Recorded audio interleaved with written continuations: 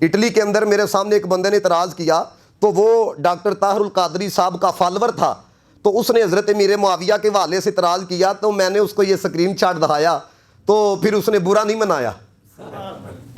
سمجھ آ رہی بات کی کہ نہیں ہے؟ پھر اس نے میری بات کی تائید کی. میں نے کہا دیکھو ڈاکٹر طاہر القادری صاحب نے یہ بات لکھی ہے تو یہ انہی کی کتاب ہے، آپ ابھی نیٹ سے نکالو، یہی صفحہ نکالو جو میں آپ کو دکھا رہا ہوں.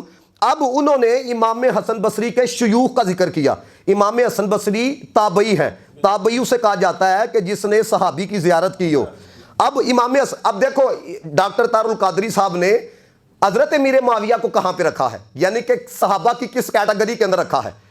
اب وہ لکھتے کیا ہیں سنیں. حضرت سیدنا حسن بصری نے مسجد نبوی شریف میں حضور کے کبار صحابہ کے سامنے زانوے تلمذ طے کیا.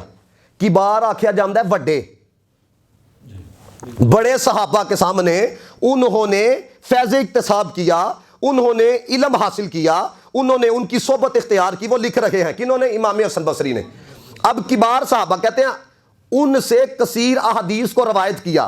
اب کبار صحابہ کون ہے؟ ڈاکٹر طاہر القادری صاحب لکھ دے پہ نے کبار صحابہ، عظیم صحابہ، وڈے صحابہ کون نے؟ اب دیکھو نام پہلا لکھتے ہیں حضرت عثمان غنی رضی اللہ تعالیٰ عنہ، حضرت علی المرتضی شیر خدا رضی اللہ تعالیٰ عنہ، حضرت ابو موسیٰ اشعری رضی اللہ تعالیٰ عنہ، حضرت عبداللہ بن عمر رضی اللہ تعالیٰ عنہ، حضرت عبداللہ بن عباس رضی اللہ تعالیٰ عنہ، حضرت انس بن مالک رضی اللہ تعالیٰ عنہ، حضرت جابر بن عبداللہ رضی اللہ تعالیٰ عنہ. چلتے چلتے آ کے لکھتے ہیں حضرت امیر معاویہ رضی اللہ تعالیٰ عنہ. کبار صحابہ. اب یہ جملہ غیر جانبدار ہو کے سوچنا اور اپنے دل سے پوچھنا کہ میں جانبدار ہو کے بات کر رہا ہوں یا میں حقیقت بات کر رہا ہوں. آج آپ غور کرنا میری بات کی طرف جو میں کہنے لگا ہوں. آج جن پیروں کے عرس ہو رہے ہیں ان کا متقی ہونا قرآن کی نص سے ثابت نہیں، اور خدا کی قسم امیر معاویہ کا متقی ہونا رب کے قرآن سے ثابت ہے. ان غور کریو جڑی میں گل کر لگا وا، حقیقت کو سمجھنا ذرا میرے دوستو. اور جتنے بھی آپ تشریف لائے ہیں دور و نزدیک سے، اللہ تعالیٰ آپ کو سلامت رکھے.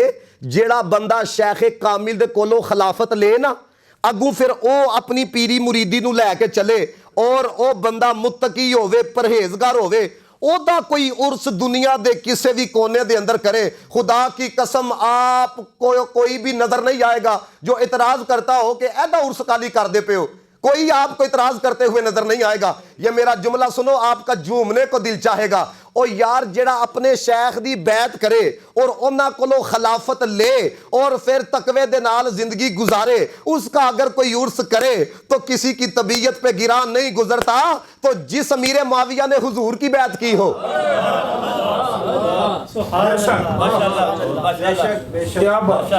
یہ گل سمجھ آئیے تو آکھو سبحان اللہ.